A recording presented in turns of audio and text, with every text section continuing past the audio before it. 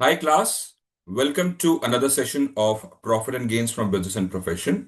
आज की क्लास में हम लोग डेप्रिसिएशन कंप्लीट करेंगे साहब विद जो छोटे छोटे पॉइंट्स है, तो ये क्लास भी बहुत क्रिस्प हो जाएगी। तो चलिए साहब शुरू करते हैं।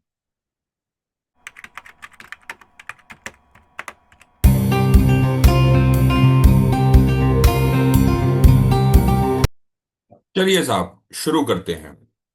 तो अदर पॉइंट्स में आज हम लोग करने जा रहे हैं। सबसे पहला कि business machinery plant furniture which is not exclusively used for business. मतलब आपके बिजनेस के लिए जो बिजनेस जो प्लांट एंड मशीनरी जो आप ये ले रहे हैं या फर्नीचर ले रहे हैं, तो आधा आप अपने बिजनेस के लिए यूज कर रहे हैं, आधा किसी और पर्पस के लिए यूज कर रहे हैं। हो सकता है आपके पास ऐसा ऑफिस हो, वर्क फ्रॉम होम कर लिया आपने। वर्क फ्रॉम होम में भाई साहब सोफा तो बिजनेस के लिए यूज कर रहे हो, और सॉरी कुर्सी आप बिजनेस के लिए यूज कर रहे हो और सोफा आप नहीं कर रहे हो। तो उस केस में क्या होगा? The deduction on account of expenses on account of current repairs.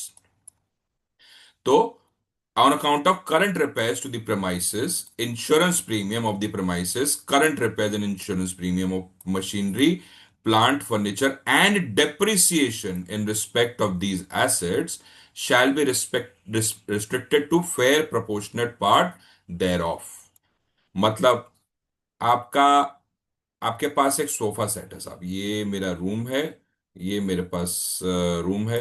मैंने क्या किया, यहाँ पे एक टेबल लगाई, ठीक है। यहाँ पे मेरा ये रहा एंट्रेंस आ गया, यहाँ पे मेरे पास एक सोफा मैंने लगा दिया, यहाँ पे मैंने कुर्सी लगा दी, यहाँ पे मैंने दो कुर्सियां लगा दी, ठीक है। और ये जो है यहाँ पे मैंने एक डाइनिंग टेबल लगा दिया। भाई जगह कम थी तो यहाँ पे एक डाइनिंग टेबल लग गया, यहाँ पे सारे खाना खाते हैं, ठीक है। और मेरा जो टीवी है सपोजिंगली मेरे यहाँ लगा हुआ, बड़ा अजीब सा वो है ड्राइंग रूम, बट ठीक है, कोई बात नहीं। तो अब मेरा यहाँ पर टीवी लगा हुआ है साहब, ये टीवी के ऊपर में हम सास बहू के सीरियल भी देखते हैं, यहाँ पे हम बैठ के खाना भी खाते हैं, यहाँ पे बच्चे बैठ के वीडियो गेम भी खेलते हैं। बट जब मेरा कोई क्लाइंट आता है तो ये सारे के सारे अब बगल वाले कमरे में चले जाते हैं और यहाँ पे मेरे क्लाइंट बैठते हैं, और यहाँ पे हम बिजनेस की बातें करते हैं। क्लाइंट के संग कोई दूसरा बंदा आया तो यहाँ आके बैठ गया, ठीक है। अब क्या करें? तो वो बोलता है एक प्रपोर्शन निकालो साहब कि इसके अंदर में कितना प्रपोर्शन आप बिजनेस के लिए यूज करते हो, कितना प्रपोर्शन आप पर्सनल यूज करते हो। ये कैसे होगा? ये असेसिंग ऑफिसर डिटरमाइन कर सकता है। आपने करके दे दिया, असेसिंग ऑफिसर ने बोला ठीक है तो ठीक है। Determine having regard to the user of such asset for the purpose of business and profession, for the use of such asset for the purpose of business and profession, ठीक है। तो अब क्या होगा साहब, इसके अंदर में हो सकता है मैं बोलूं साहब कि सर 50% मैं बिजनेस के लिए यूज करता हूँ, 50% मैं घर के लिए यूज करता हूँ, तो इसका डेप्रिसिएशन मेरे को 50% दो, रिपेयर्स का 50% दो। असेसिंग ऑफिसर बोलेगा नहीं भाई, तुम तो भैया वन थर्ड यूज कर रहे हो बिजनेस के लिए, वन थर्ड यूज बाकी टू थर्ड यूज कर रहे हो फैमिली के लिए, तो वन थर्ड का भी आपको डेप्रिसिएशन मिलेगा। तो इस तरीके से जो असेसिंग ऑफिसर डिटरमाइन करेगा उतना पोर्शन प्रोपोर्शनेट इनकम आपका, प्रोपोर्शनेट एक्सपेंसेस आपको बिजनेस के लिए मिल जाएंगे, बाकी आपके घर के खर्चे। Balancing of charge. अब बैलेंसिंग ऑफ चार्ज सेक्शन 41(2) क्या है, आइए साहब देखते हैं। वेयर द मनी पेएबल, यानी कि जो सेल किया आपने, money payable exceeds written down value and scrap value for the asset subject to depreciation. यानी कि मैंने एक एसेट थी 100 रुपए की, ठीक है, वो डेप्रिशिएट करके मेरे पास 10 रुपए रह गए मेरे पास आज की डेट में।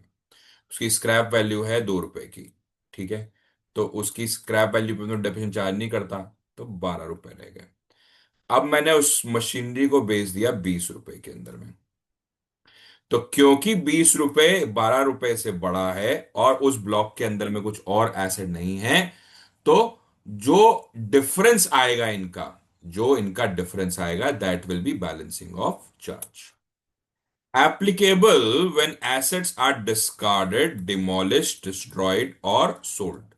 मैंने पूरी की पूरी चिमनी गिरा दी साहब, उस केस में आएगा। जो मलबा बेचा उससे प्रॉफिट आ गया, जो डिस्ट्रॉय किया, जो सेल किया, वो इसके अंदर में आएगा।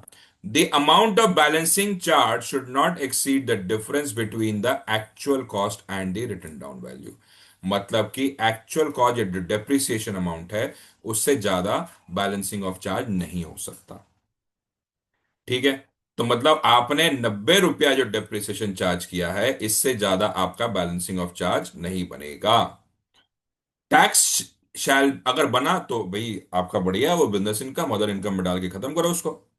The tax shall be levied in the year in which money payable becomes due. जिस टाइम पे आपने सेल किया, पैसा नहीं, जिस टाइम पे आपने सेल किया, भले ही पैसा आपको 1 साल बाद मिले, भले ही पैसा आपको एक दिन बाद मिले, बट जिस दिन आपने सेल करी उसी दिन आपको ये बैलेंसिंग ऑफ चार्ज लग गया। तो tax shall be levied in the year in which the money payable becomes due.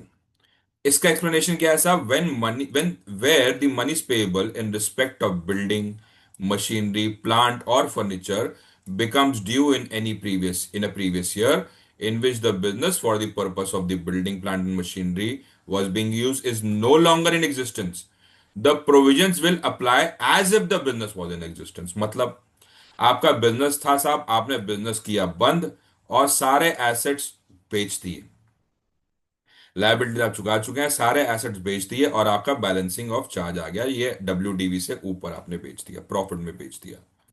तो भले ही आपका बिजनेस एग्जिस्टेंस में हो चाहे ना हो, हम मान लेंगे कि बिजनेस एग्जिस्टेंस में है।